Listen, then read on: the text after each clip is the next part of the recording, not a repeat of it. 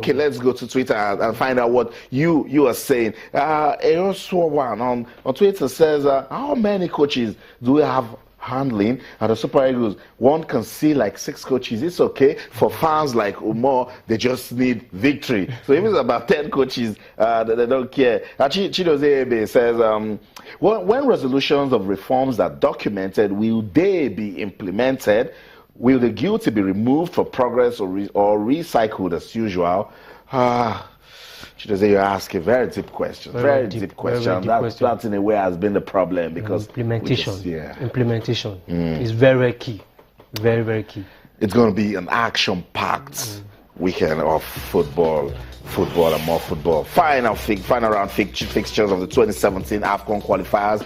You know the story. Nigeria will take on Tanzania 4 p.m. Nigerian time at the Nest of Champions in Uyo, also known as the Godswill Akpabio International Stadium. Angola will play Madagascar. Cape Verde will go against Libya. Ghana will tackle Rwanda. Mozambique will lock horns with Mauritius.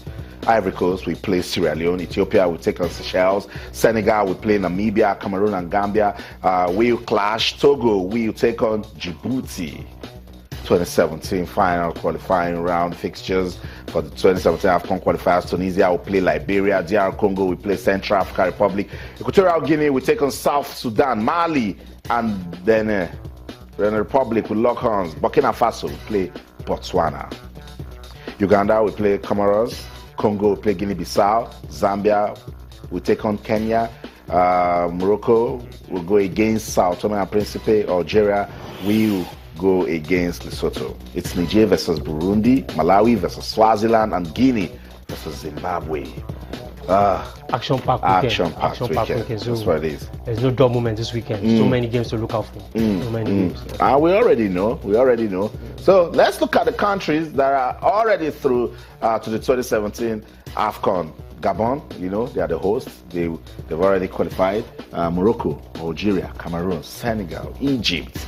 Someone will say it's supposed to be Nigeria. It's Egypt that qualified from Group B.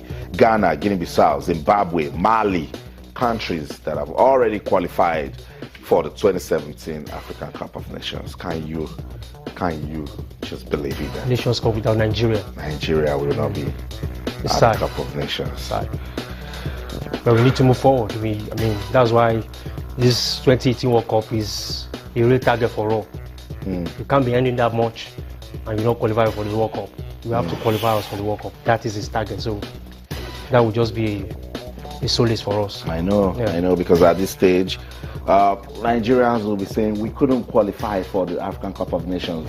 Yes, we know that we have quality in this team. It just brings some doubts. If we can't make it for AFCON, how can we make it for the World Cup? Of course, it's a big question because that group is very, very tough. Heavyweights. We are looking at Algeria as almost the best team in Africa. Cameroon. So those teams, that team is very, very tough. So we need to raise our game, to bring our A game on every game, home games, away games, not conceding cheap goals. Everybody needs to concentrate. 90 minutes concentration. You can imagine the last game we played Egypt at the qualifiers. We considered a late minute goal where we were snatching away 3 points. So it is not acceptable. It is not acceptable. So we need 90 minutes full concentration in all these qualifiers. So these boys needs to give us that. That's the way to appease Nigerians. Okay, I'm getting your messages on Twitter and on Facebook. Keep them coming. Let's continue with the show now. Before let's take a look at the 2015-2016 MPFL match day 34 fixtures. Yes, you know the story. The league is gradually winding down. Match day 34. Talk of match day 34 has to be Enugu Rangers and Rivers United. For Enugu Rangers, they need to win to consolidate their efforts towards the title. But also MFM, when they go away to play Akwa United, they should avoid defeat. MFM needs to avoid defeat. They started so well, but they started losing away games, and it has not been so good for them. If they want to still stay in the Nigerian Professional Football League, they need to get a result from there.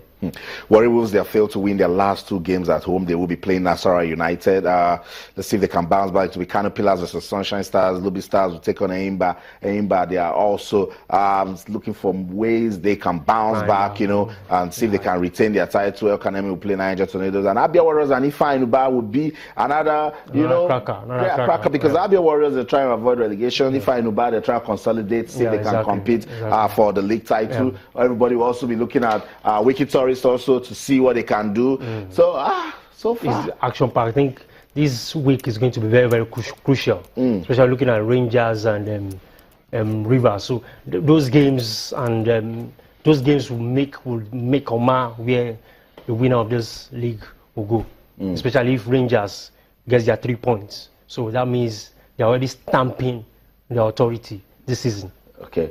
They are stamping the authority. Wiki Tourist wins too. Wiki Tourist say, look, Wiki Tourist. We're also knocking. Wiki Tourist, I don't know. Well, anyway we look at it, we're ready for a surprise in the league this season. Okay, that's it. Let's go on another quick break this time. When we come back, what's going on with Yaya Toure and Manchester City? We'll talk about our comeback. Stay. Glad to know you're still with us. This is Sports Tonight on Channels TV. Let's continue with the show now. Umar, Yaya Toure. Yeah. I don't think he had a bad season last season. I don't think so. He's been left out of the squad for the Champions League.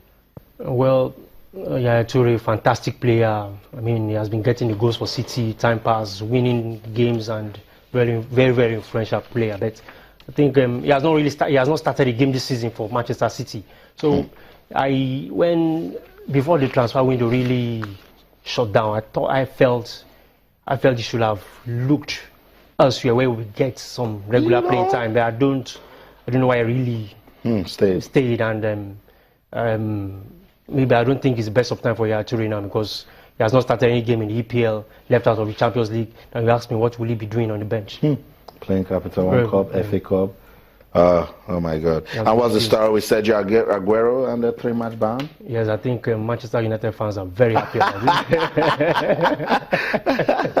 Very happy about it, because as one troublemaker, I can trouble Manchester United fans. But I think it just goes to show that other players, will be given opportunity and just step up the plate. And no form of misconduct will be allowed in the league, even if you escape on the field of play. The videos everywhere they were going to review it. Exactly. Just shows that there should be. This is about every player should be disciplined. This is about fair play. Exactly. You know, it's for the love of the game. Don't put any form of hatred or fight to it, and that's what Aguero is actually suffering. He's been under a 3-match ban. He will miss Manchester City's derby showdown, Manchester United. Manchester United fans, I'm sure, as Umar said, they're smiling for that one. Aguero will also miss City's home clash with Bournemouth on September the 17th, and an English Football League Cup tie at Swansea 4 days later. Umar, I must say thank you so much for coming on the program. It's nice being here anytime. That's so much fun talking sports, and of course to you wherever